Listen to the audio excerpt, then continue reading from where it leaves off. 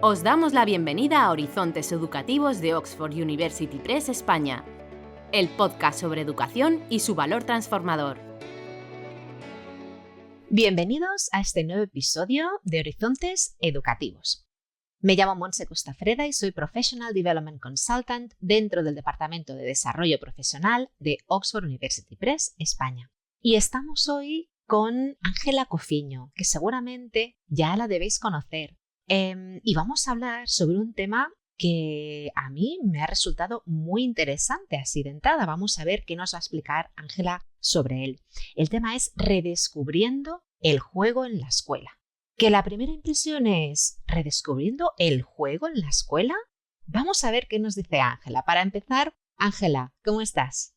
Hola Monse, ¿qué tal? Gracias por invitarme a participar en este podcast y gracias a todos los que estáis en el otro lado escuchándolo y teniendo un ratito para escucharnos hablar de este tema que vais a ver que tiene su importancia. Me llamo Ángela Cofiño, soy maestra de inglés infantil en el Colegio Público Parque Infantil de Oviedo y además soy profesora también en el Máster de Enseñanza Bilingüe de la Universidad de Nebrija de Madrid. Fantástico, pues muchísimas gracias por estar aquí con nosotros, Ángela. Y la verdad es que me ha parecido muy curioso el tema que hemos acordado hablar porque cuando hablas de escuelas, colegios, niños, una de las primeras cosas que te vienen en la cabeza son los juegos. Y yo no sé si tú recuerdas tu infancia, pero en mi caso era mucho pues jugar con mis amigos en la calle en verano y compartir muchos momentos, tanto con juegos que nos inventábamos como con juegos que teníamos por casa. Por lo tanto, ¿por qué vamos a hablar de el redescubrir el juego? Bueno, pues como bien dices, Monse, precisamente porque todo eso que tú has dicho, que yo también lo viví, se está perdiendo. O ya se perdió incluso. Es decir, antes era habitual que los niños en una casa, porque solía haber más de uno, ya empezando por ahí, no teníamos ni medios técnicos, quitando la televisión y la radio, no teníamos ni tablets, ni conexiones a internet, ni nada, con lo cual teníamos que buscarnos la vida para no aburrirte. Y además, generalmente como no te aburrías, era jugando, y jugando con lo primero que pillases por casa. Claro. Con una caja la reconvertíamos rápidamente en una televisión y hacíamos un programa de televisión. O con los tambores del detergente hacíamos las baterías. Claro. O lo que dices tú, pasábamos muchas horas en la calle jugando y muchas veces inventándonos los juegos. Bueno, pues eso es lo que se ha perdido, por dos razones fundamentales. Primero, una es que los niños ya no salen tanto a la calle, ¿vale? Claro. Ahora mismo, por los horarios de padres, de madres, de trabajo, porque se les mete en 20.000 actividades después del horario escolar, no tienen tiempo para jugar y salir a la calle con los amigos. Por otro lado está lo que decíamos de la inmediatez de esta inmediatez del mundo de internet, de las tablets, de las PlayStations, de las consolas, etcétera, etcétera, que hacen que los niños jueguen, pero no estén interactuando con otros. Es decir, están jugando de la misma forma que podríamos estar cebándoles, dándoles comida sin que se estén enterando de ello. Pues esto es igual. Ellos juegan contra una pantalla, pero sin saber muy bien muchas veces qué pasa ahí o qué no pasa ahí. Le dan al botoncito y está. Si ganan, ganan. Si no ganan, no ganan. Y en muchas ocasiones juegan solos. Porque ese es otro de los problemas, que las familias se están reduciendo y ahora hay muchas familias en donde solo hay un niño, un hijo, una hija, un hijo único, que no tienen con quién jugar. Yo he tenido casos, por ejemplo, de alumnos a los que les preguntaba, bueno, ¿y tú por las tardes qué haces? Y me decían, yo jugar a la tablet. Y digo, ¿pero toda la tarde? Me dicen, sí, porque papá y mamá trabajan, llegan tarde y no tienen tiempo para jugar conmigo. Entonces, lo que es el juego tradicional que conocemos, un juego donde hay unas reglas, donde hay compañerismo, donde hay que llegar a unos acuerdos, todo eso se está perdiendo mucho, porque además en la escuela ahora hablamos, o en los colegios o en secundarias, se habla mucho de trabajo por proyectos, de descubrir, etcétera, etcétera, pero se está abandonando también la parte más lúdica, sobre todo a partir de primaria y secundaria. En infantil todavía tienen más juego cuando trabajan en los rincones, hacen juego simbólico, también se utilizan algunas veces otro tipo de juegos, pero es algo que tenemos que estar volviendo a rescatar. Y yo de esto me di cuenta cuando empecé a ver que después de todo el boom de las pizarras digitales, sobre todo, que era todo visual, todo tocar, todo táctil, etcétera, y del boom de las tablets, que ya prácticamente todos los niños hoy en día pequeñitos ya tienen tablet, vi que los niños en clase se aburrían. Las pantallas digitales ya no les parecían molonas, ya no molaban, ya no era... Y la tablet, bueno, que me está contando esta, que me trae una tablet, pues ya la tengo yo en casa. ¿Qué tiene esto de novedoso?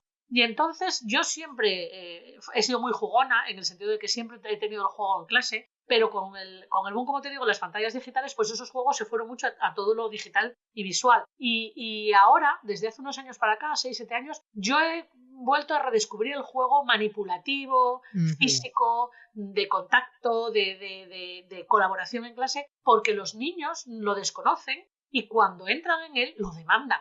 Claro. Porque el juego es súper importante a muchos niveles, tanto a nivel de desarrollo neuromotor, como a nivel de desarrollo de desarrollo de destrezas y de habilidades motoras, de habilidades manuales, manipulativas. Es muy importante a nivel cognitivo. El juego tiene una serie de reglas, hay que saberlas, hay que poner un montón de atención en lo que se está haciendo, hay que analizar qué está pasando, comparar antes de decidir el paso que se va a seguir o no. El juego también tiene una parte muy importante de autonomía personal, porque tú, si juegas a un juego, tú tienes que tener tus decisiones, acatarlas y ver si el resultado que haces en el juego es correcto o no correcto. También tiene un componente importante de colegueo, de jugar con otros compañeros, de asumir también diferentes roles, que no tú siempre vas a ser tú el importante, porque por ejemplo esto es una cosa que pasa mucho en infantil los niños solo quieren ser ellos, claro. Es una etapa del egoísmo. Esto en el juego se difumina, porque a veces vas a ser tú el importante, pero otras veces va a ser otro compañero, otra compañera. Y después también fomenta muchísimo cuestiones de valores, de respeto, de tener en cuenta las opiniones de otros, las acciones de otros, el saber que cómo realices una acción va a tener una consecuencia u otra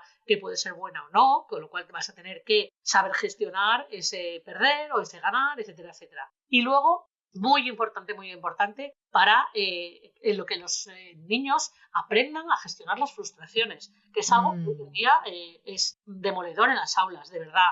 El que un alumno no sabe gestionar el perder en un juego. Es decir, tienen que aprender que no siempre se gana, que se puede jugar y tú puedes poner todo en el asador, toda la carne en el asador y puede resultar que pierdas. Entonces eso es parte también de la vida y eso es un aprendizaje importante que el juego les va a dar. Claro. Y dentro de todos estos juegos, porque entiendo yo que podrían coexistir estos juegos más digitales, como comentabas, ¿no? La Play o bueno, cualquier juego con la tablet, y los juegos más de estos que se tocan, ¿no? Los que comentabas tú. Yo entiendo que podrían coexistir, pero ¿qué nos aporta el juego tradicional? Todo lo que nos has comentado en comparación a los juegos digitales. Porque yo sé que has mencionado muchas cosas, pero me ha interesado mucho este apartado social, porque sí que es verdad que en algunos juegos digitales sí que juegas con otros compañeros, que a veces son amigos, que a veces no, y no sé si esa socialización digital es la misma que la socialización de un juego tradicional o si se necesita es también trabajar de esta manera más tradicional, como estábamos diciendo, para desarrollar todas estas habilidades que, como tú comentabas, igual se están perdiendo. Claro, exactamente. Como bien dices, cuando los niños juegan a través de los videojuegos con otras personas, en el 99% de los casos las personas ni siquiera se ven. Es decir, claro, no están ni en la misma habitación jugando. Están cada uno en un punto, con lo cual tú tampoco puedes ver sus caras, su gestualización, la respuesta que tienen a lo que está ocurriendo.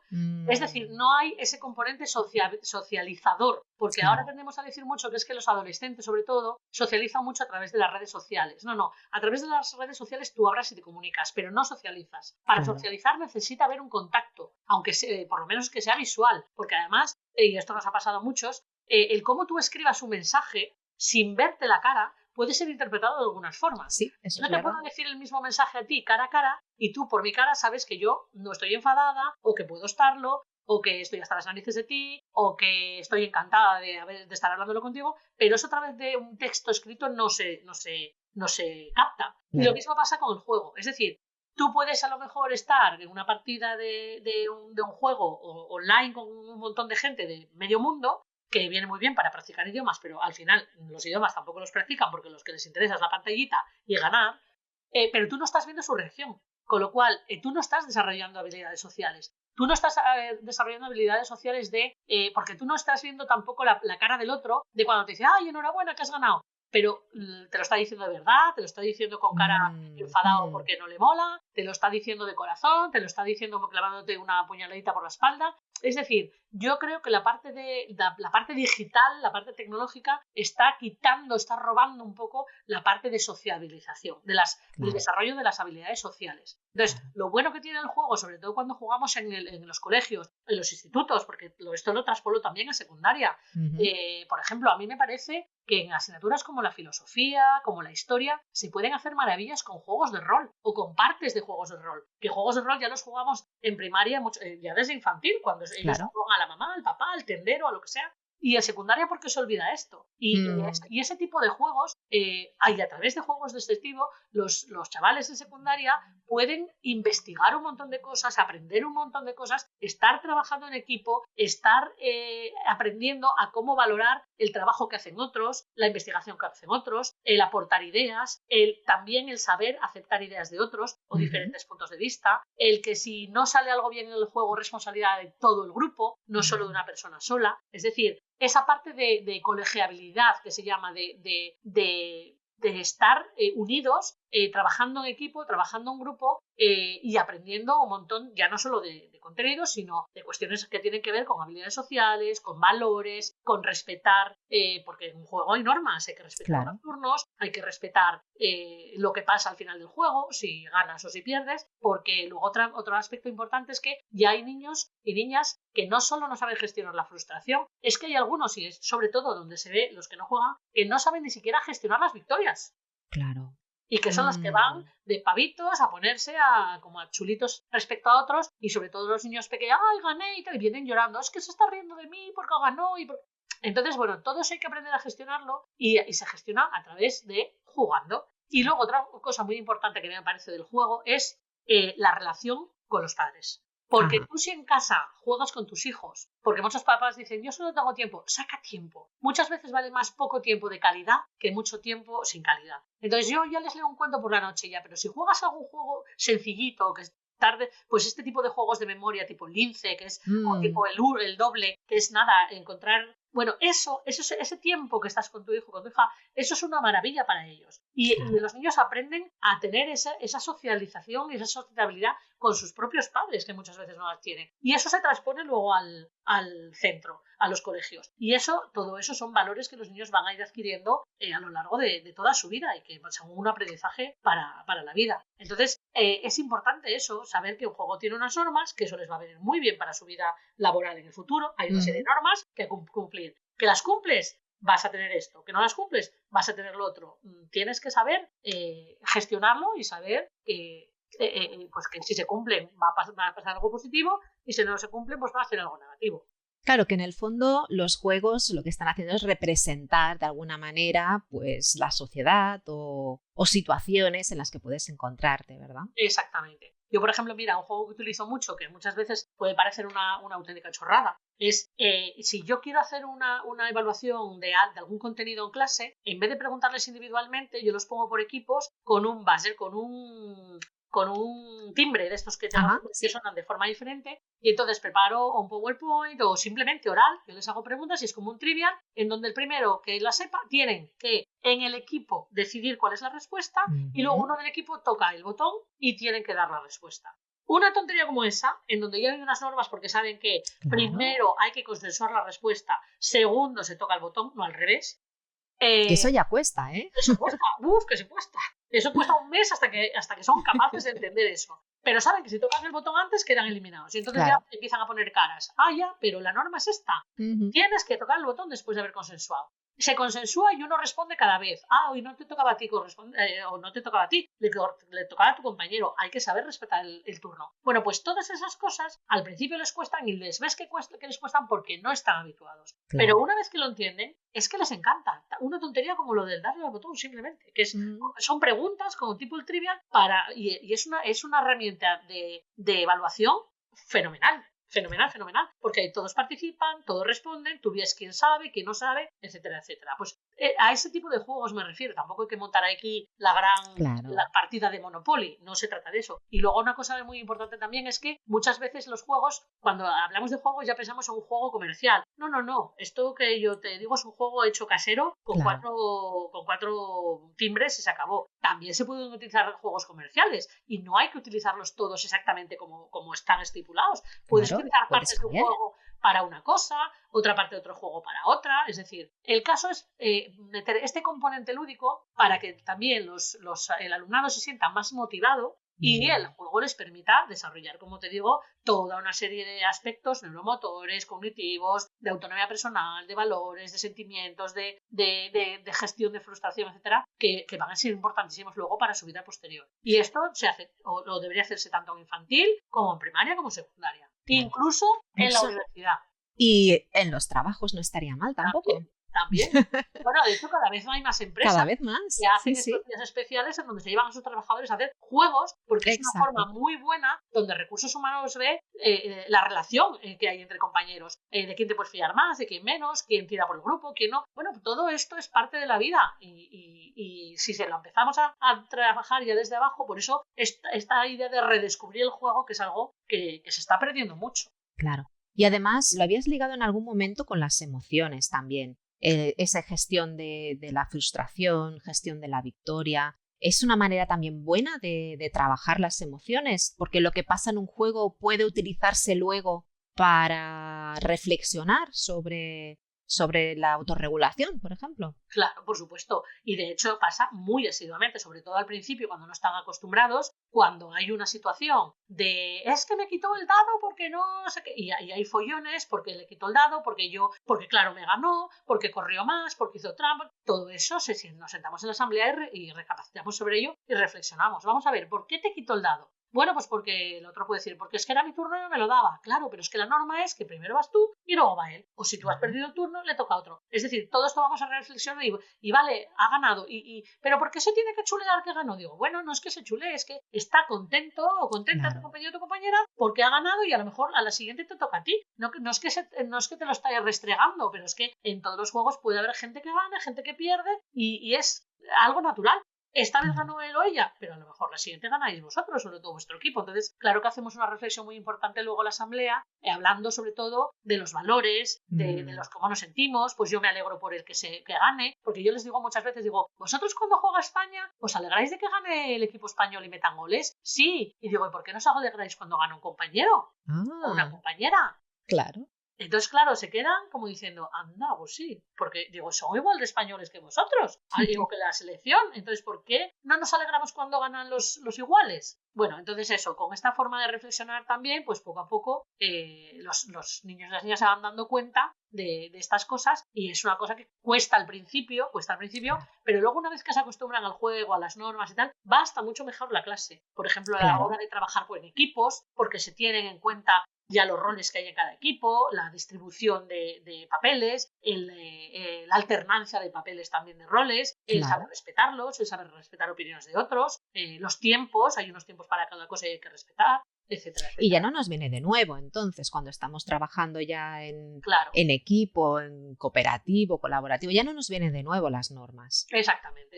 Y eso traspólalo al día de mañana a su vida adulta en un trabajo, etcétera, etcétera. Bueno, está más que clarísimo que cuanto más lo trabajemos en la etapa educativa de nuestro alumnado, pues mucho mejor para el día futuro, ¿no? O para el futuro de su futuro laboral y su futuro de vida.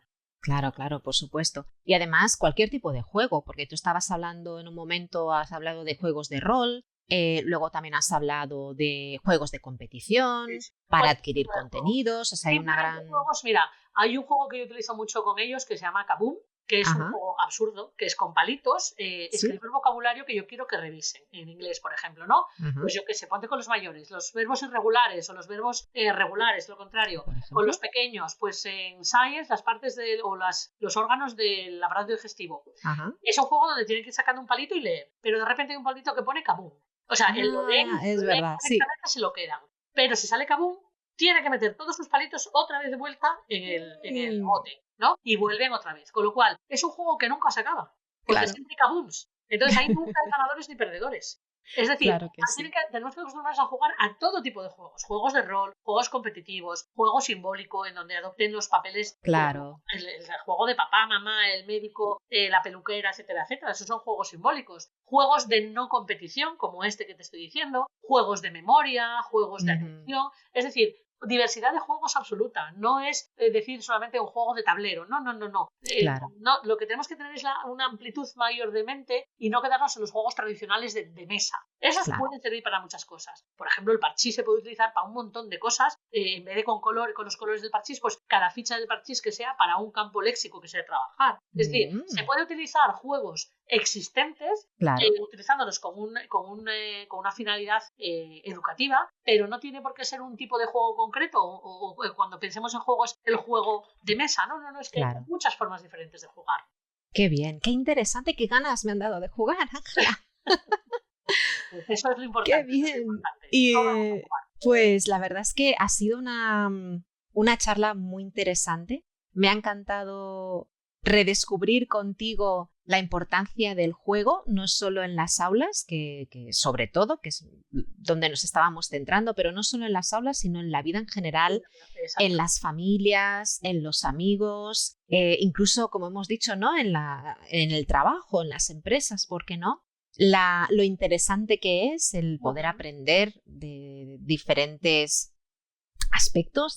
Uno de los más importantes, por lo que tú nos contabas, la sociabilización, ¿no? El poder socializar, el aprender ese lenguaje no verbal, esas dinámicas, los turnos, cómo lidiar con las emociones, que muchas veces son negativas porque pierdes, evidentemente no quieres perder.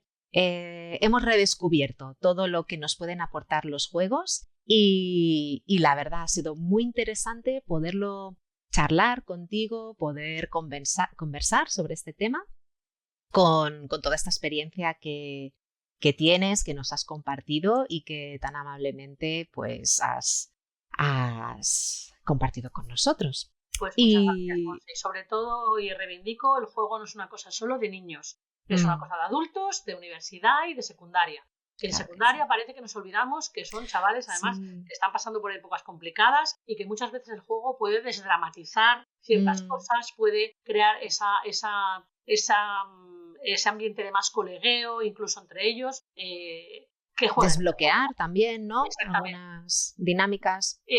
Dar rienda suelta a emociones y a lo mejor cosas que no se atreven a decir, pues a través de un juego sí se pueden atrever. Jugar, hay que jugar desde pequeñitos hasta mayores. Pues venga, vamos a jugar, lo que decían de 0 a 99 años, incluso más. Y muchísimas gracias, Ángela. Me lo he pasado muy bien. No hemos jugado, pero me lo he pasado muy bien contigo. Bueno, algún día jugaremos. ¿Algún día? Echarse una partida al trivial el día de Navidad para ganar al tío, a la tía o al Claro, por supuesto. Claro que sí, Ángela. Pues muchísimas gracias. Te agradecemos muchísimo tu participación en Horizontes Educativos y a todos los que nos escucháis también muchísimas gracias. Y ya sabéis, a jugar todo lo que podáis, porque seguramente aprenderemos muchísimas cosas con el juego. Muchísimas gracias a todos y hasta pronto. Gracias a todos. Gracias por escuchar Horizontes Educativos.